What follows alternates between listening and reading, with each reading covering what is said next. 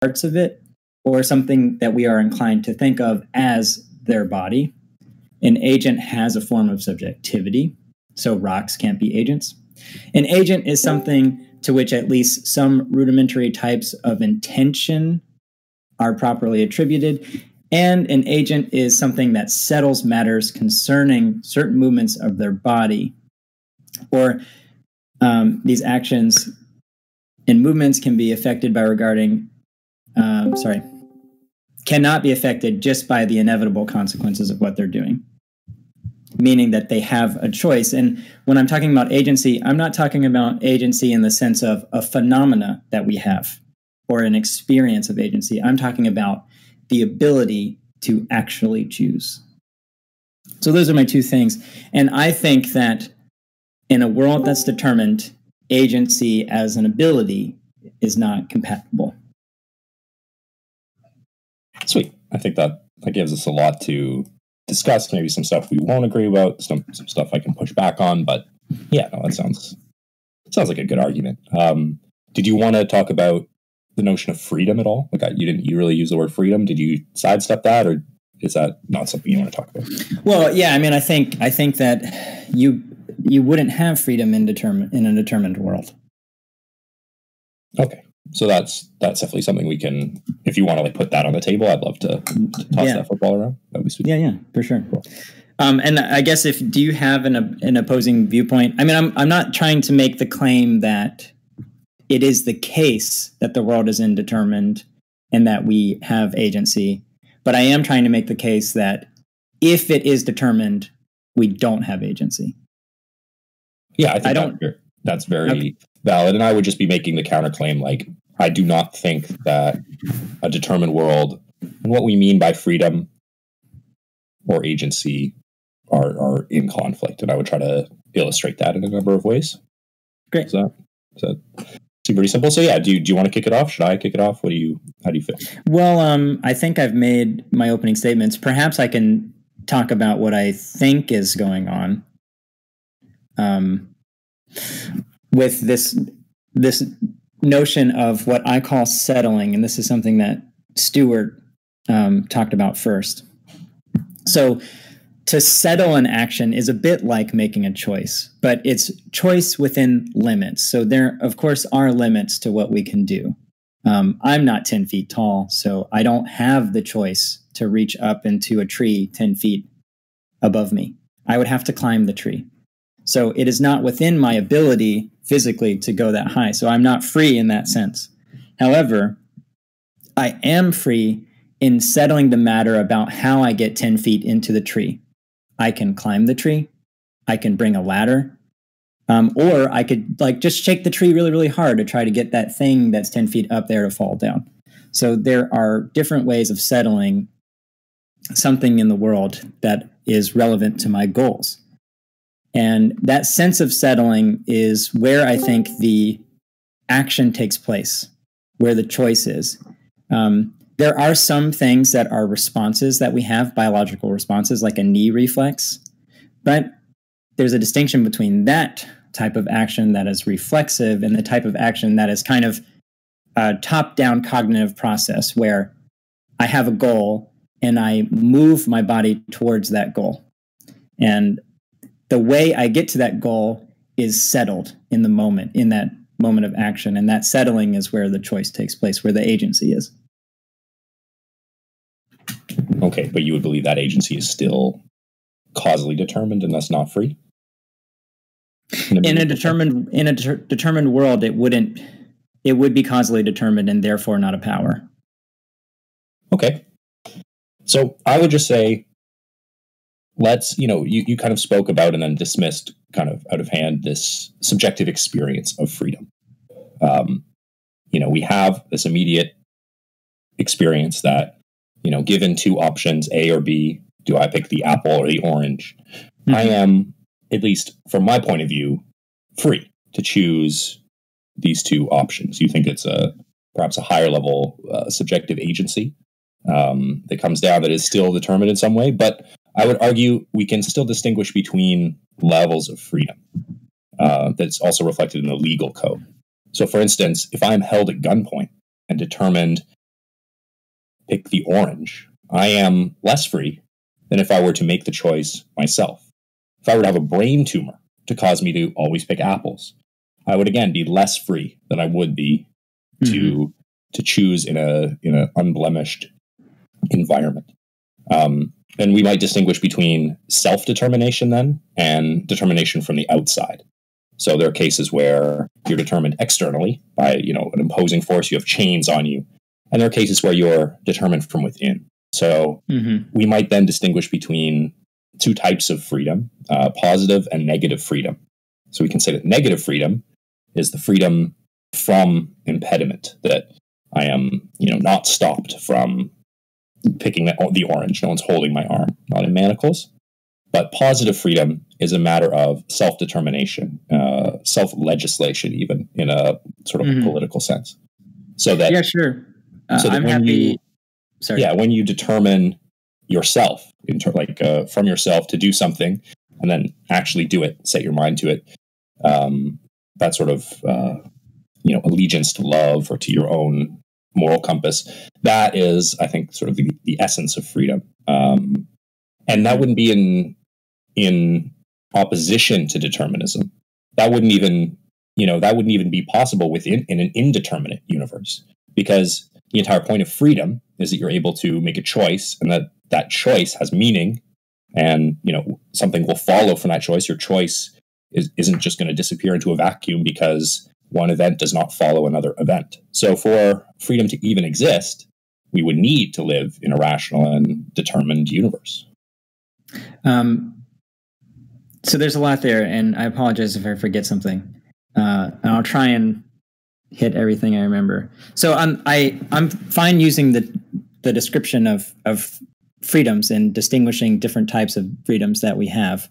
I prefer to use the term limits and just talk about what the limits are, because I think inherently the nature of the action is free in the same way, regardless of what the limits are. If my hands are shackled, there is a freedom there. However, there are limits, and the limits are quite small and constricted, versus like when I don't have my hands shackled and I have millions of dollars and I can do all of these other things. There is a lot more freedom for me to do, and I can have this self-determined thing. Sure. I just like to distinguish there, because we could say that a slave in some view is like the view maybe you were putting forward, like a slave is no more or sort of no less free than a freeman, right? That's not what I'm saying. I'm saying that the freedom in a metaphysical sense is identical, but the limits constraining it are greater for the slave. Sure. So, but then what is wrong with slavery? Like, what is wrong with those greater limits if we're just it's a violation of the slave's rights. But my point is about the power to settle actions within limits. And we can use like the terminology you did too. I think those things are compatible. To me, it just seems synonymous. And they sort of make distinctions in a similar way that I might using the term limits and how it's settled. But I think those concepts are identical. At least I don't see a difference. And I'm fine to use the words you did. I might trip up on what is a positive freedom versus a negative freedom. And I agree with you that there is that distinction in the limits. Now, you said something really interesting, which is agency is impossible in an indeterminate world. And I'm curious about that. And I'd like to hear more, because an indeterminate world doesn't mean that there are no laws. It just means that the future is open. There can be laws in an indeterminate world like gravity and things like that. And there can be chains of events that occur. But those events have an open future. They're not predetermined. There can be random things within those laws that are set into place that would change the way the future would go in comparison to something like a determined world where there would be no random element and it would always be this one way. Sure. I mean, I just fail. I mean, I'm trying to envision that world, and I think since we sort of don't live in that world, or at least it doesn't appear to us. Like, we live in that world. It's sort of hard to... Wait, what world? Like a world of pure indeterminacy. Like, certainly to our investigation, things appear to be determined, even if we can never, truly find God in the world. There's a difference between viewing a chain of events that led to a certain consequence versus the future being open. So we can always reverse engineer the chain of events leading up to a certain point. But just because we can reverse engineer chains of events doesn't then mean that the future will always have a determined chain of events. Sure. No, I would grant that definition. I think that makes sense, especially that like sort of retrospective. That's very, I guess, like Hegelian or something. But I would say then our actions depend upon, for our actions to be rational, they would depend upon this understanding of, if I act and I do a certain thing, there will be a certain result that will come about. Sure. That would depend upon a certain level of determinism in the world. Yeah. For me to be in a completely indeterminate world, if nothing follows anything, then freedom couldn't meaningfully exist, because that would be a barrier to my freedom, right? Yeah, So I can agree with you. A completely indeterminate world where everything is random. You're right. There would be no such thing as a coherent universe or any type of rationality. Misusing your influence. I'm not talking about a completely indeterminate world. Abusing my power. I think that there are deterministic elements, but it is not universally determined. Found myself and when I talk in about something like determinism, I think that it would be a universal determined other cultures. I think that there are elements in our universe that are less random. Sexually rigid. For example, we can see that in quantum mechanics. That probably have different cultural interpretations of virginity is maybe the only thing I can think of that I would want to bring for data. But I don't even know if that matters if we're saying we can see the particles behave both as a particle and a wave. It's just a social, it's not even a social construct. So. But before that, it's a probability. It's random. It goes through both slits at the same time. That sort of points to an element in our universe that is indeterminate, that is chance. And because there is that, at least one part in the quantum world, we know that the universe is not universally determined, not determined in every aspect. There are rules that it follows in a probabilistic sense, but there's an openness there. And because there's an openness at that level, I think we've already found empirical evidence of the world, the universe not being determined in all realms. And I think, likewise, the completely indeterminate world would be incompatible with what we view in nature as well. Like, I agree with you. We see things occur over and over and over again that follow our predictions, and we can describe them with models accurately. Like the Standard Model is incredibly consistent, one of the most scientifically consistent. It does have the probability aspect inside of it, but we can still make predictions within the limits of something being indeterminate. Sure. Like I would say, all right, bye. I don't think having quantum openness or like a quantum in the chat enjoyed this little debate because I thought it was really good determinism. But it was really nice talking to you. Case here. I mean, certainly we've already assumed, I think the debate assumes that determinism is true. But even if it weren't, I don't think having a world of chance or of probability is any more in line with a view of free will than another one. I guess. Well, I was also going to. Sorry. Go ahead. Sorry. Speaking to that a little bit, I'm making the case that a determined world would be incompatible with freedom. There would not be freedom in a determined world. Like, for example, we could imagine that all of these atoms are behaving in a chain of causation. All of the cells are behaving in a chain of causation. The whole human body would be performing in a chain of causation, and it would be determined based on these laws in nature. And then neurologically, these chemicals would be this chain of causation that would give us the experience of making a choice. However, there is no ability to settle the matter cognitively. It's just a narrative that your brain would be forming in the determined world, because everything you do would be dispositional. You would just be a chain of cause and effect that's occurring, because everything would be a chain of cause and effect, and you would have no real power. You would just have the experience of having the power, but it wouldn't be an actual ability to settle anything. So you believe that that experience is an illusion somehow? That when we choose between A and B, it would be all predetermined? In a determined world, it would be illusory. It would just be a phenomena, just like other things, like the identity of the self would be a phenomena. But you did say that there is part of our mind, maybe even a higher part, that would choose between some alternatives there. Even if it was in a determined sense, you'd still have the agent there that was... I don't think it would be a choice in the determined world. I personally think that we have agency, and I think that the future is open. And because I have that power, I can change how the future is settled by my actions. Mm-hmm. But okay, I don't think that a determined world is compatible with that notion. Okay. I would just say that whether you are and have that event or have that ability, you would certainly not be able to perceive yourself having that ability. You would have... Why not? Because you don't have, because everything we perceive is under the auspices of cause and effect. We can't really think outside of that.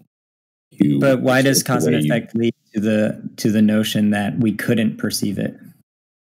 Like any freedom that you would have beyond the chains of cause and effect would be entirely like noumenal outside the phenomenal world. Because I see. I guess I don't consider experience to be a freedom.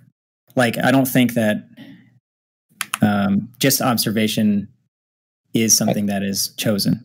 Like, if you were free in that sense, you would not be able to know it. To know what? To know that you're free? Yeah, you wouldn't be able to know you're free. You just by all intents and purposes, you are not free. You look around, you are determined by a series of cause and effect. But you act as if you're free, right? And we do have a moral obligation to act as if we are free. And so, I totally agree.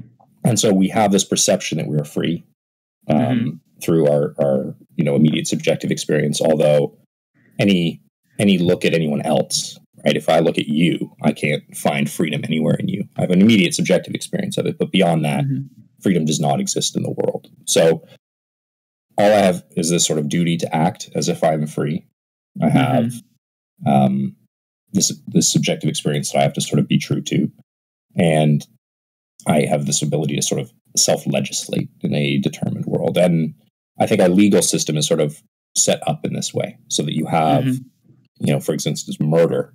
We would distinguish between first-degree murder, murder with intent, most sort of free murder, all the way down to, perhaps a crime of passion in which someone is not as free. And so we would distinguish, all the way down. Perhaps you robbed a bank, but only because someone tied a bomb to you. You would be way less responsible.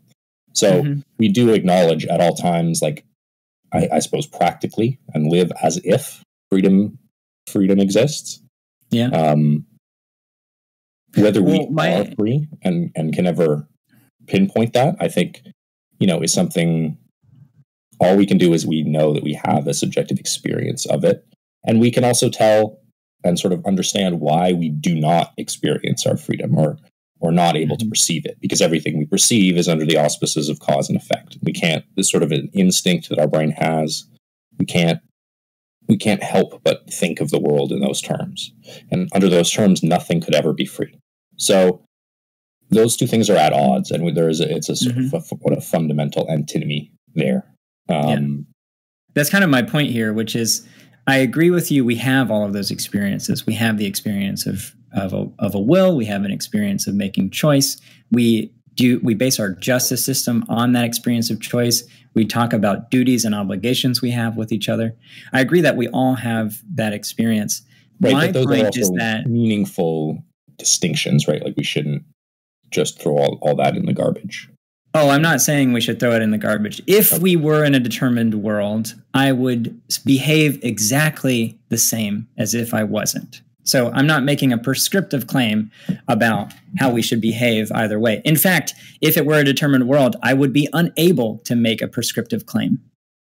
That's sort of my argument here, which is in a determined world, the phenomena of agency would not be an ability of agency. We would experience something like making a choice. We would experience something like intent, but that would just be a phenomena in a web of phenomena. I sort of agree with Quine in the sense that when we are speaking of our qualia and the phenomena, it's a web. And within that web, we have linguistic tools to describe the different types of experiences we have. We talk about things being real, like the cup in my hand being real. But from the phenomena aspect, the essence of that cup, the representation, quote unquote, to use Kant's language, is no less real or unreal versus my conception of something like a number.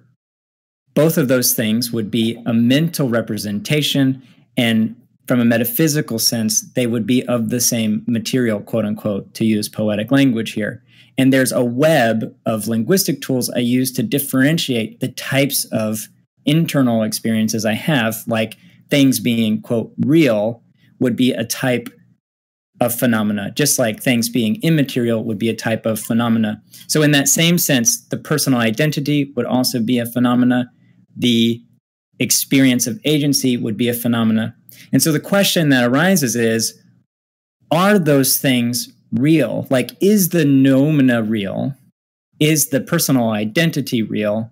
And is the sense of agency real? And by real, I don't mean empirically observed.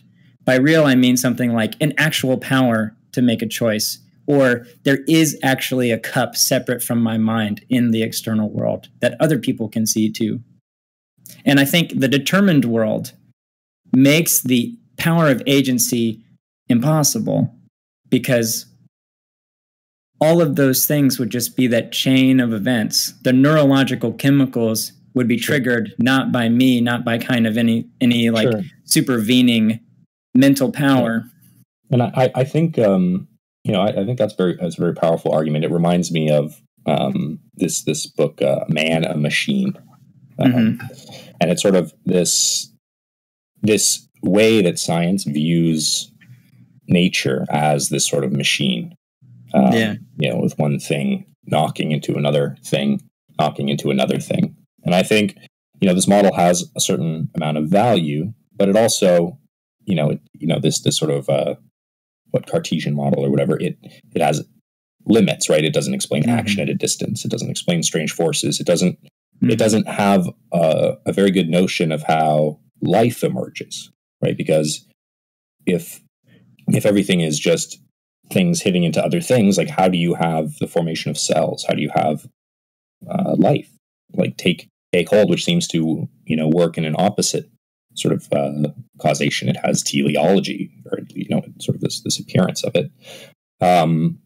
So that this is just not explained within the model of science that describes nature as a machine. I would say you could move to a more vitalistic model that takes, instead of the model of a machine, the model of the animal, and from the model of the animal we can understand humans as biological creatures, and indeed they do have teleologies and agencies and all of this. And I wouldn't just be so quick to dismiss the notions of freedom simply because they don't really fit. And maybe we should have addressed this at the start, but I think the question of this debate it's sort of like begging the question, because if we define freedom as the notion that it is not determined, there's no causation or no causal chains that into it. I mean it in the sense of the future being open. Causal events occur. We observe those causal events. I'm not denying that. What I'm asserting is the notion that The future is open, and I can settle uncaused, but uncaused, or not completely uncaused. There are deterministic elements within limits. So are you saying you're like you are an uncaused cause within that can then cause other things? There are parts of I'm saying that the universe is not universally determined. It is also not universally indeterminate. But whenever we talk about determinism in a metaphysical sense, if the universe has any mixture, it is indeterminate. So for it to be determined, it needs to be like fully determined. Are there uncaused causes? Is that how they like? What do you mean by an uncaused cause here?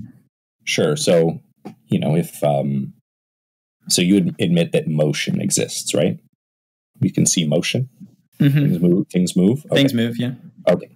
And no motion happens uncaused, right? Something is always going to be causing that motion, right? An object is at rest until it is put into motion, and it will stay in motion until it is stopped. Does that make sense?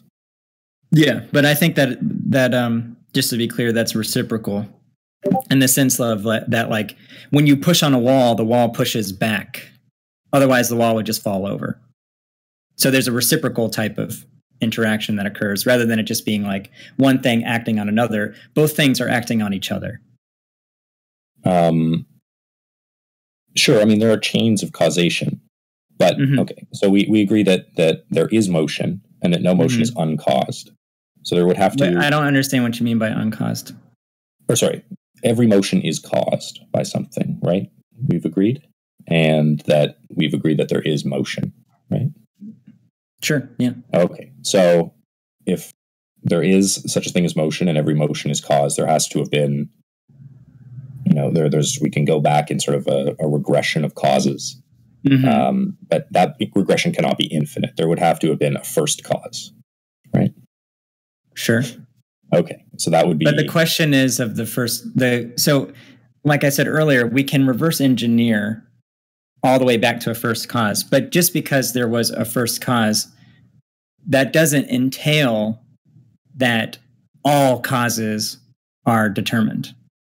Because you can have a first cause that would create a universe that would have indeterministic elements. Okay, and how would those indeterminate elements work with the deterministic ones? They would cause. Would they interfere? Would they be parallel? We could talk about something like deterministic elements emerging from an indeterminate underbelly, like in the quantum mechanics world. Things get entangled, and when they get entangled, they behave as if it's determined. However, the entanglement would be something that would be probabilistic or chance. Okay, that's interesting. Yeah, but I just to get a little bit more explicit about what I think is occurring. I think all of that stuff isn't necessary for the notion of settling something. So, if I like that you brought up animals, because I think animals are agents. And a lot of other people don't consider animals to be agents. They point to them as like biological machines that just have experience. However, I think that same argument would apply to humans. So if you're a determinist and you think animals are biological machines, then humans would also be biological machines. And that's basically my argument, that biological machines would not have the power to choose. And the way we view animals is like that they are just these biological machines with no choice. However, in my view, animals would also be an agent. An animal can settle things within their limits in the same way that I can settle things within my limits. We can imagine a deer walking through the forest, and the deer would be thirsty. So they would be seeking out water. Their goal would be to get water. How they get to the water, well, let me back up a little bit. The deer doesn't have a choice in being thirsty. The deer does settle how they quench their thirst and how they go and find this water. There are limits in the natural world to their settling. There may not be a river there. There may not be a lake there, all of that stuff. But the deer is settling the path that they take to the river, the way they seek it out. If they have other goals going on at the same time, the deer is flexible. The deer can choose what food it eats in that moment. It can eat this leaf, or it's flexible in the sense of a predator shows up. And then the goal of survival can kick in, and the deer can settle the matter of running away and how they run away. There would be this element of something predetermined in the body, like an adrenaline rush. The deer wouldn't have agency over having the adrenaline rush. But once that is in place, once that potential has been fired, even though there was that determined element, there is this additional side of it, which is that the deer can settle how it uses those things, how it moves its body when it's in this heightened state of being. So I think that there's this mixture that occurs. In a way, I'm arguing for a mixed market economy version of settling and action and determinism. And so animals, I think, would be settling things within their limits, and those limits can be determined. However, the future is open, and how they settle it is how the future is decided for that creature. Well, it is certainly an interesting view. I would just say that view is not necessary for freedom to exist. So we can say that certainly we have the freedom to do otherwise, even in a determined world. No one knows the laws of the future and the improbable chains of cause that led you to an action. No one feels as if they are cause. We have this ability to choose, even if it is influenced by various things. We can always do otherwise, and we do have this higher cognitive power that, even if it works according to the laws of science, is fundamentally different than whatever material process is there would then be different than our internal qualia related to that process. And Can I ask you a question? Sure. You said we have this power, this higher cognitive power. I believe so. Yeah, I think so. Is there not? Is it something that you grant, that you assume we have it? No, I would. Well, I think it's fine. I honestly think it's fine to. I was going off of the book that we both have sort of been reading here about that about freedom. Right. That sort of says there is this higher level cognitive ability that sort of chooses between two different things. Is that a fair way of summarizing it? Yeah, sure. I mean, I think that we have that power too. The question that comes after that is that power compatible with a determined world? I don't think so. Okay. And I would say that for the choice, I think that we can always do otherwise. Certainly, we perceive the world to be determined, and we perceive ourselves to be free.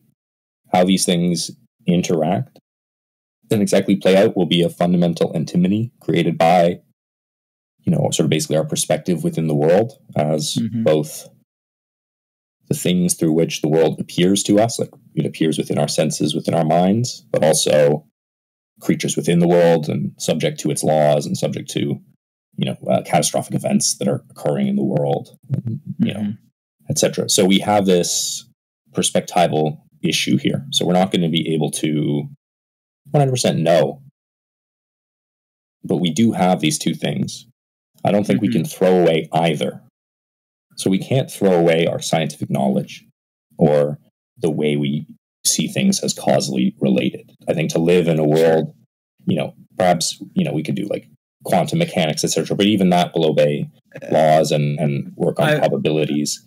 We can't throw that away. And then we can't throw away either our subjective experience of freedom, our ability to do otherwise, to do the right thing, to, from a Kantian perspective, not to obey, this imperative or that imperative or this imperative, but always, to do the right thing, to look inward, to do the rational thing, the thing that that is universalizable and reversible, and And Kant's position on autonomy is it's not autonomous unless you have bound yourself to a promise or a maxim, and then from that you're able to make choices. Otherwise, and that would be a form of self-legislation, right? Which are positive freedom. Yeah. Mm-hmm. Yeah. So, I mean, so talking about like the rejecting science piece, I don't think that to say the world is indeterministic would reject science. I think that would be in line with science. You can hold the position of these macro laws of nature being deterministic, but still have within that things that would be open or random, like in the quantum world.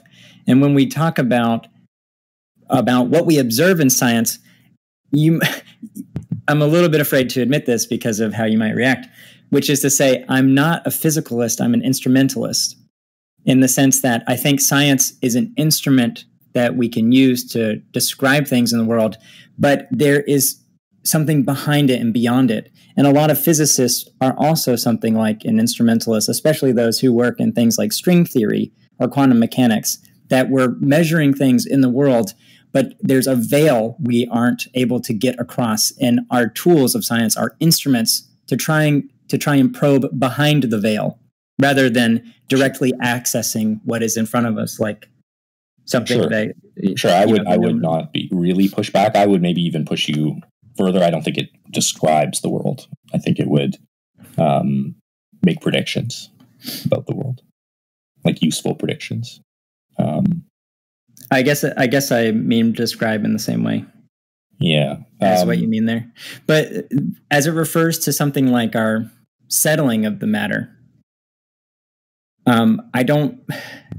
perhaps I could explain it a little bit more clearly.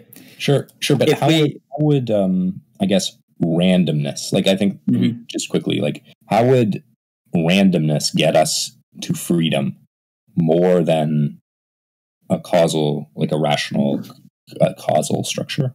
Like, I understand how you're saying that within the randomness there's some incompleteness, but if that incompleteness is filled in by randomness, then that doesn't get you to freedom either. What we need is,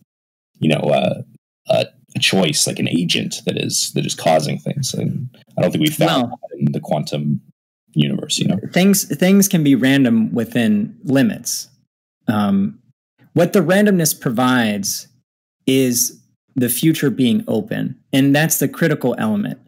Is the future open, or is the future determined?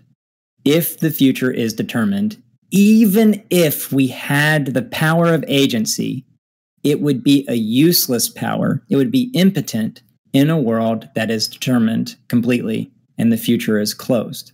That is a determined future. So, but equally useless in a world where the future is random. I'm not saying the future is utterly random. It's random within limits. For example, I don't think that the Earth will spontaneously lose its orbit. It's not random in that sense. No, but I don't think the gap is there, right? Like, if you could say there were little souls at the quantum level that made decisions that were free, then I would be like, oh yeah, you got like your freedom there in the universe. But we don't have that. It's just random. Like, if you make an action, or if you make a free decision, you're like, I want the orange, not the apple. But then you spin, instead of picking the orange up, you just like spin a wheel. It goes, and it goes, oh, apple. So you pick the apple up. Or even if it went, and like for a random chance it landed on orange, you pick up the orange, that would still be not compatible with freedom, would it? I don't think a random world gets you to freedom, like more than an indeterminate world, certainly, or a determined world. Well, the random aspect is just that it leaves the future open. And the non-random aspect means the future is closed. A closed future leads to no actual freedom. But if there is an openness to the future, then there is the ability for you to settle how the future would turn out. when it comes to something like the quantum mechanic randomness and how that is being caused in the world, like you were saying something like, but it seems like to settle it, you would need some agency that's acting determinately, would you not? Why does it need to act? What do you mean by act determinately? Like, what is settling the issue? Like, you have an open future. There's some quantum indeterminacy. Who knows? There's maybe randomness. But now there's something that's going to settle it either way. What's that? Yeah, my agency, my will, my subjective experience. Oh, and that is what? That's the power. Yeah, that's the power I'm talking about. If that power is real or not. Okay, but now you have is the question of this debate. But now you have two things, though. You have agency. You have the quantum openness or whatever, and randomness. But then you also now have like a subjective power. So, that was part of it from the beginning. Whenever I defined agency, you have to have a subjective experience to be an agent. You have to be able to move your body to be an agent, and to move your body would be in pursuit of your goals. In a determined world, that process of a desire, fulfilling that desire, the actions to fulfill that desire would be dispositional. It would be neurological chemicals just doing what they do based on the laws of nature, determined. There would be no power there. It would be impotent.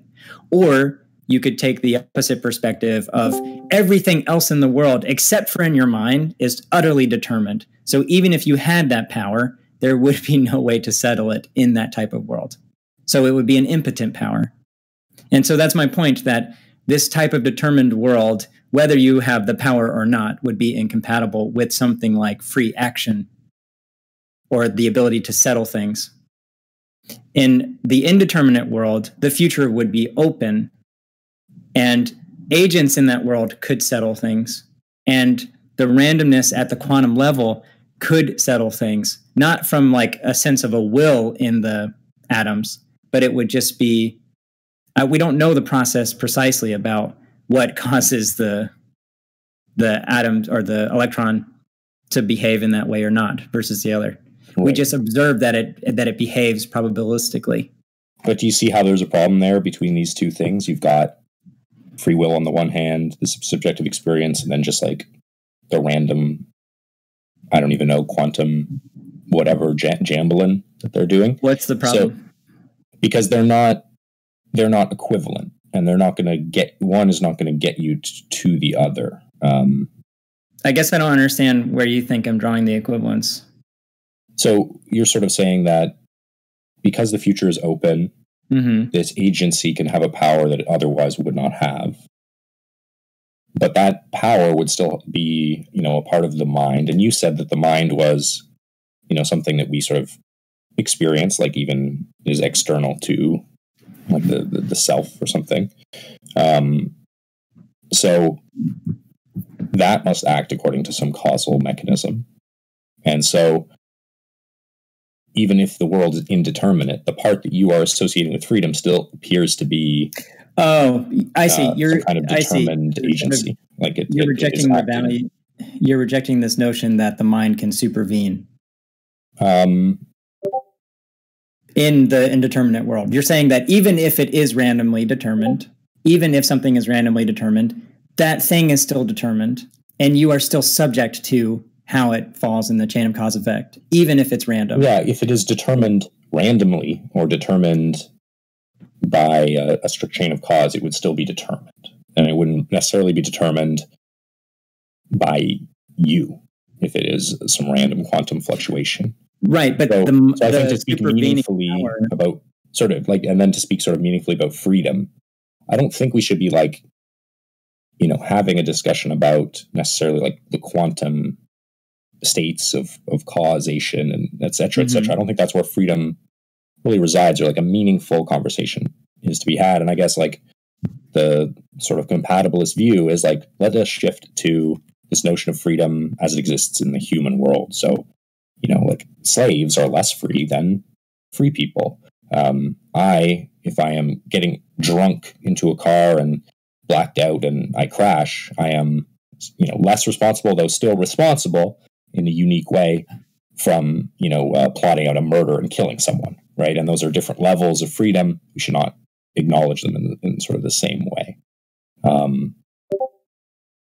So I think if we move into this human sphere, we move into sort of the realm in which we actually experience freedom, which is the sort of mental realm, the subjective realm, and away from like this notion that we're going to find freedom somewhere in like the gray matter of the universe, I just want to interject here. The point of the world being indeterminate is to show that the future is open.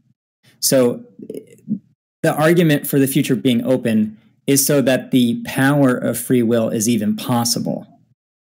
Because in the determined world, even if you had such a power, it would be impotent and therefore not an actual power. So that's the only point of bringing up the quantum randomness, is to talk about the future being open. And I totally agree with you that the power to actually make the choice is in the subjective experience. I'm not saying that the quantum mechanic world gives me that power. I think the power is a cognitive one. Okay, I see that. I think we can. I think in that, to that extent, we can agree that we should talk about freedom in this sense. I do not see, and will maintain this, how a quantum randomness and this openness would get you to freedom. And I think it doesn't by itself. The randomness would still be a way that things are determined outside of your own control. What we need in terms of freedom is, the freedom to do otherwise, the freedom of a rational agent to do the right thing, to act, act and not react, to act, not be passive, I guess, to borrow like some Spinoza language, as long as we are, not passively reacting to the world, but causally efficacious within the world. We follow our own desire. I think that is sort of a maximal way to live, that our actions, when we make them, if they are free decisions, would make no sense in a world of sort of macro randomness, that whatever is happening on the quantum scale is noumenal, is something sort of out of my experience. I can't see it. All I can see is this determined world. All I can do is act as if I am free, try to do the right thing. I know that's not always possible, but I think these are the important sort of decisions and sort of issues around freedom. Right. You and I 100% agree on the meaning of action and free will, like totally there on the same page. What I am talking about is if it's an actual power or if it's just phenomena, and why that would be the case. Like, let's talk about something that psychologists or neurologists have studied, which is the choice, the power of choice. Like, you might be aware of this study where they asked someone to make the choice to move their finger, and then they looked at the brain as it was happening. And so they were trying to look at like the origins in the brain of where that would come from. Are you familiar with that experiment? No.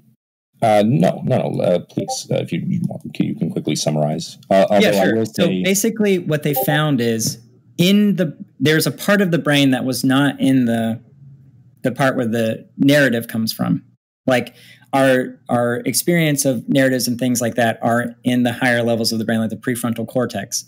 But the potential firing of something like movement in the body was in a place earlier. And so the idea that came about after that study was that there was no choice at all, because the brain fired that neuron first, and then the person had the experience of the choice. And it was something like 90 milliseconds before the person reported making the choice of moving their finger. Like, they moved their finger like 90 milliseconds after that part inside their brain fired. And the argument being that the body, the chemical processes of the body, the biological machine did it. And then we mapped a narrative of choice on top of that biological machine.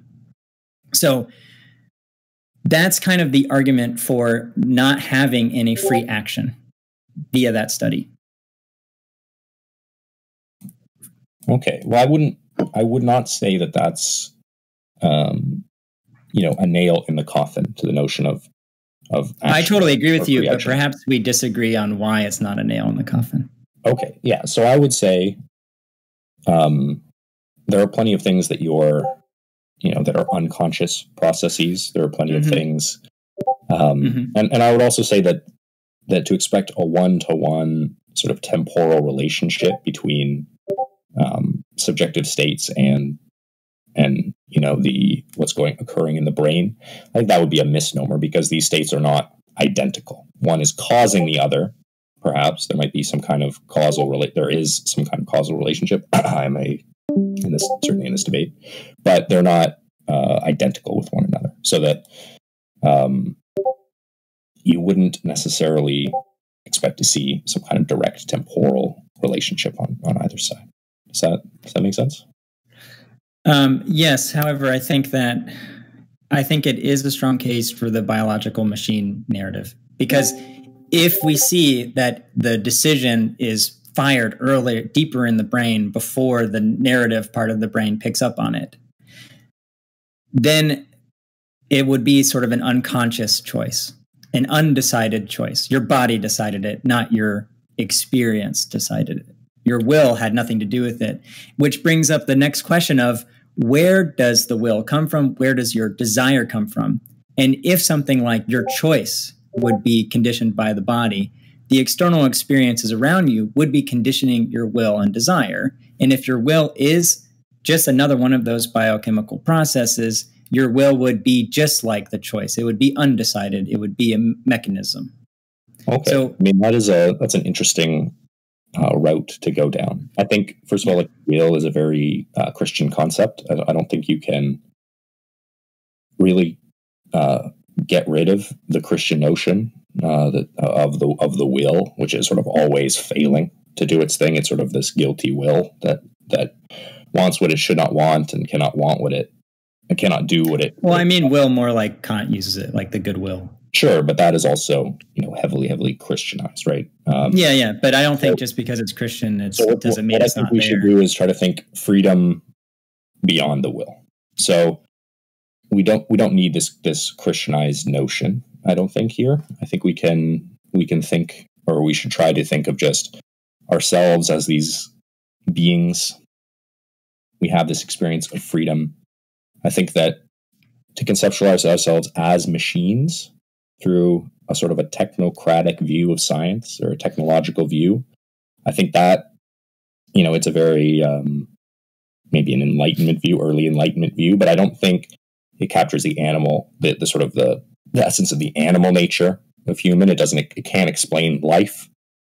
I think we need to move to a more vitalistic model. And from that model, there's nothing incompatible with freedom, because freedom can only emerge, if we're to talk about freedom, in a natural world, in a natural setting. There's nothing supernatural, and we shouldn't look for a soul or something within the molecules to explain it, right? I'm not asserting a supernatural phenomena here. Well, I think that there's a top-down cognitive processing that is imparting the agency and choice.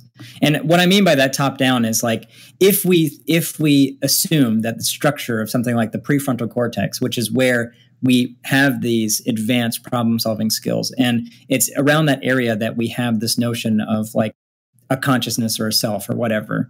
When we talk about these higher functioning processes, that can have a power on the lower functioning processes. So when we go back to causal power, I think so. Yeah, I think so. Okay, and I'll explain what I mean by that.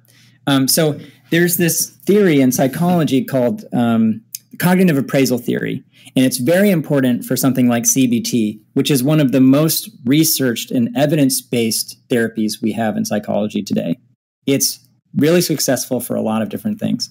But one of the things it talks about with cognitive appraisal is when you come to experience something in the world, your reaction is based on how you appraise the thing that you're viewing. And just to put it in perspective, if you're terrified of snakes and you're hiking and you come across a snake, you're going to be terrified. If you think snakes are bad, if your appraisal of snakes is this thing that is dangerous, when you run across them, you'll have that reaction. You can change that appraisal. You can have exposure therapy. You can do behavioral therapies to change your appraisal of snakes so that you are no longer afraid of them.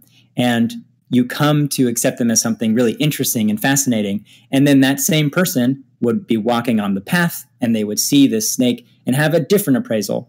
The way that these unconscious reactions occur are based on the cognitive appraisal. That cognitive appraisal can be changed by your metacognition, by the way that you want to appraise the topic. You can work towards it. You can discipline yourself. You can change your behavior. That ability to reflect on what you're doing, that ability to work on your behavior, to discipline yourself, that type of thing, I think would be free.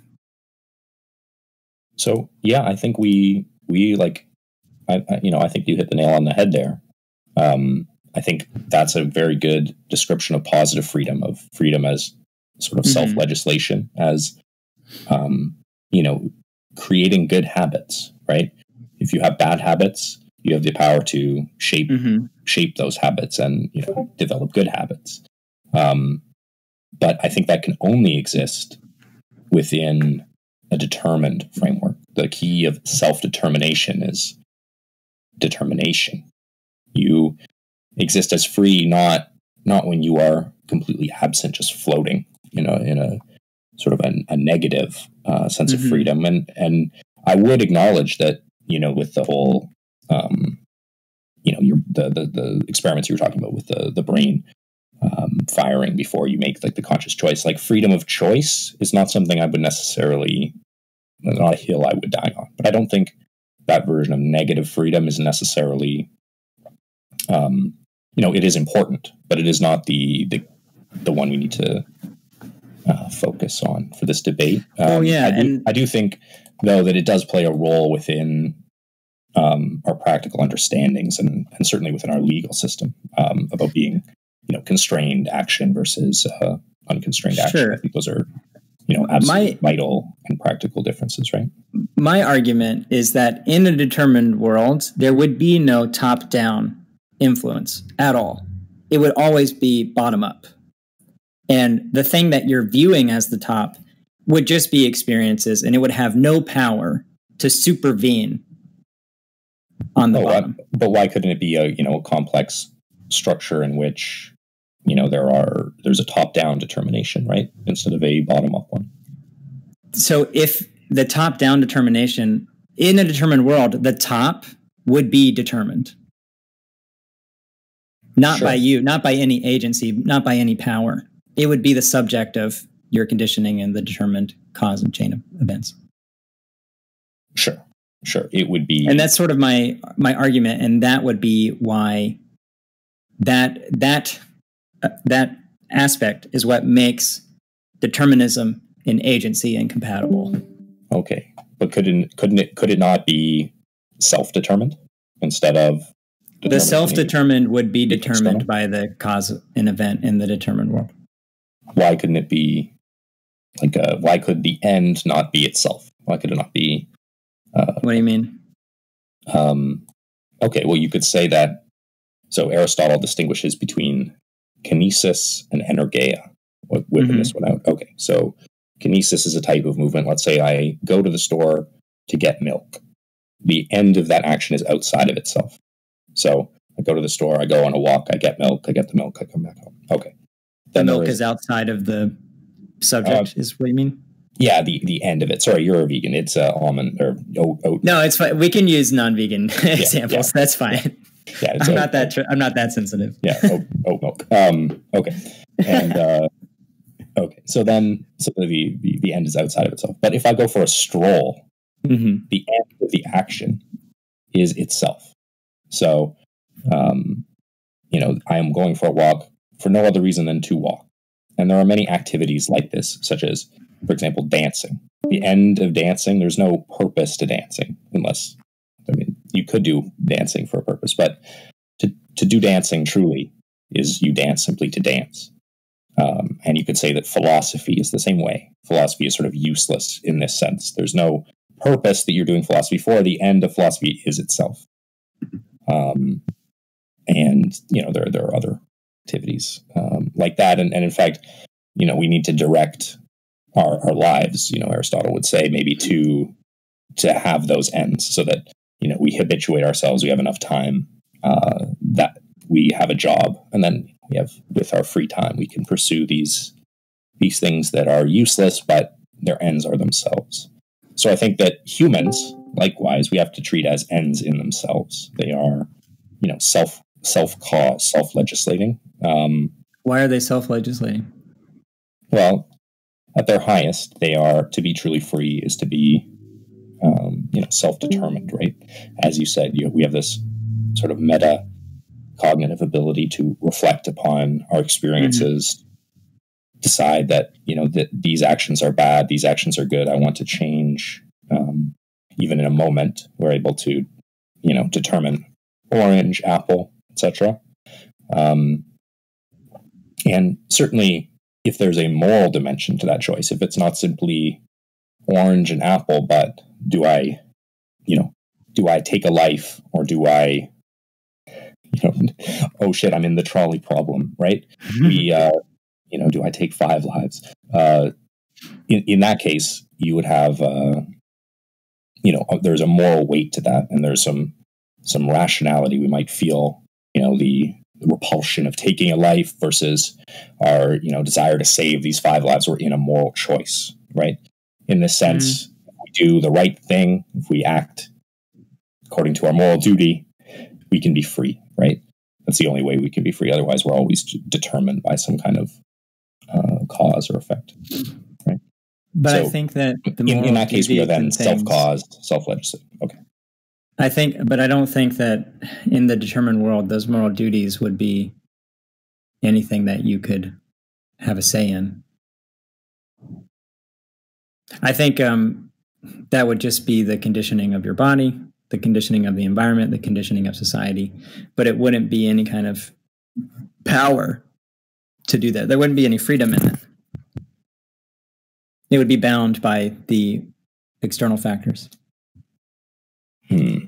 There is no negative freedom in it, but there is a positive freedom in it. Can you remind me what negative freedom means again? Okay, so negative freedom is a freedom maybe of choice, or the freedom to make a free choice without being impeded from it. Positive freedom is to self-legislate or to self-determine. So that I agree, there would be, an impediment to your freedom of choice there, but you could not meaningfully self-determine. Yeah. Wouldn't the self-determined ability be subject to the negative freedom? Like, if you have no choice, why does your positive self-legislation have a choice? Where does that come from? That's a good question. And that's sort of my criticism. No. I do agree that we cannot know where it essentially comes from. It would have to appear nominally, but certainly it's not incompatible with our notion that we have to hold these two notions together, even if they contradict. It's a perspectival difference, and we can't, just because there is a contradiction between our freedom and on the one hand, and our knowledge of and our sort of perceptions of a causal universe, we can't abandon either. We have to hold this right. antinomy. Yeah, sure. I think that from a certain perspective, I understand what you're saying, and that's kind of like the Humean argument. Like, We don't know exactly how self-legislation would be free, but we just take it to be the case because of these practical reasons in the world. Like, it is practical for us to assume we have this agency, even if rationally it doesn't make sense with determinism. It is practical for us to assume that the universe is determined, even if there are other things and questions about it. It is practical for us to assume that there is a real world. In the same way that all of those assumptions are practical and give us benefit, Hume made the argument we should assume God exists because of the practical reasons. Sure. Like, maybe I will say, like, to the extent that we are free, we are, to the extent that we are rational, we are free. Would you maybe, would that sort of satisfy your question there? Like, to the extent the extent that we're rational, we're sort of universal. Like, we can all, agree that 1 + 1 = 2, right? Because we're all rational. We share this amongst ourselves in a sort of universal way. So I am just questioning the assumption that rationality would be free, or that self-legislation would be free just by this sort of transcendental. It's almost like Kant's transcendental argument for the noumena. I just take it on faith that rationality is free. I don't think that that is coherent with a world that is determined. It wouldn't be free. And I think it would require a presupposition of something like God in order for us to say that the world could be determined, yet my agency could be free. So if I'm going to reject the notion of God giving me that power or that assumption, then I am left with the conclusion that determinism and agency are not compatible. Okay, but you would agree that someone who is irrational is less free than someone who is rational. Would you agree with that? I would say that the irrational person has different limits placed on them than the rational person. And so by less free, perhaps we would be talking about and perhaps what those limits are. This comes from maybe a disagreement about what human nature is. Because, I would say that we ought to be rational. We are, we have sort of our nature is that we are rational animals. We are rational.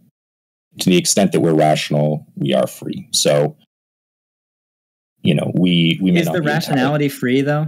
That's kind of the question at the heart of this. It is, because it is self-determined. It is, because we are rational. Right? But the self-determined aspect is still subject to the determined mechanisms. But we're feeling it. We have this view, like the categorical imperative is something that we can understand internally. It's not something we're given through custom. It's not something where we inherit. It's something we can rationally identify, understand. I don't know if it's just something we're born with. I think that rationality requires something like linguistics and behavior, and that behavior is something we imitate based on the people around us and the people who parent us. Sure. I wouldn't say that it's, but that's not in contrast to what I said. Like, you need language, of course, and education to be rational. And you can see the symmetry breaker with like feral children. And feral children who are left in the wild and who aren't part of society, they don't learn language. They don't behave rationally, just like animals don't behave rationally. Sure, but we are a social animal. There's no the human being doesn't exist outside of like the polis or outside of like in a state of and that's kind of my point, that rationality is a behavior that we learn from. No. I think it is. It is a potential within us, right? It is a nature that is drawn out. So if there's some kind of trauma where you're like raised by wolves or something, and even I don't think you would say that wolves obey no sorts of logic. There's wolf maybe rationality as well. Obeying logic is different than the wolf being rational, right? And when those children are rescued, right, they there is damage, but they can then learn. It depends on the age. Like a 3-year-old can learn some level, but like an 11-year-old wouldn't. No, but I believe those people can be, if they're captured, they can be sort of rehabilitated, right? They may not to a certain extent, but there are limits, and it really does depend on the age that they're found because the brain is growing rapidly. Of course. I would say that, to separate the biological from the environment, and like genes that express themselves can only express themselves in an environment, right? So, I think that would be, a complete mistake, right? You have to take in, the biological sort of ecology of the situation, and I don't think you can separate, to speak of the human, you wouldn't speak necessarily of a human that was raised by wolves in a bizarre, traumatic experience, right? You would speak of like a human within the social. Yeah, setting. I just pointed out to say that we don't have rationality inherently. We might have the structures for rationality, just like I might have the bodily structures to be a great swimmer. But if I am not taught to swim, and if I do not swim, I would not be a good swimmer. Sure, I agree. Like, we are not rational, right? Like, most of the time, our arguments are filled with fallacies, appeals to emotion, and just straight up terrible logic. Where we are humans, we have desires that are counter to other desires. We're not rational, but we do aspire to rationality. In conversations like this, right? It kind of assumes like whoever makes the best argument will win. At least we're trying to be rational and not just sort of sway by opinion or appeals to those things that I just like, appeals to emotion or rhetoric, etc. So in this conversation, we're trying to be rational. We ought to be rational. I think that is sort of what I'm saying here. That to be that moral ought is a duty. That duty may or may not appear to us. Like we can't really know if we are free in any given situation. We can just live according to that duty. And since that is a moral principle comes from us, right? We ought to be rational. We see, that there's sort of what they say is the unforced persuasion of rationality. So I'm completely butchering that, but like basically it's like if you hear a rational argument, you will be persuaded by it, not because it is persuasive, but because it is rational, because it's like the truth, right? And if it's the truth, like I just demonstrate, a mathematical proposition, you'll be, brought over to my side, right? So I think in that way, when we're rational, we're self-legislating.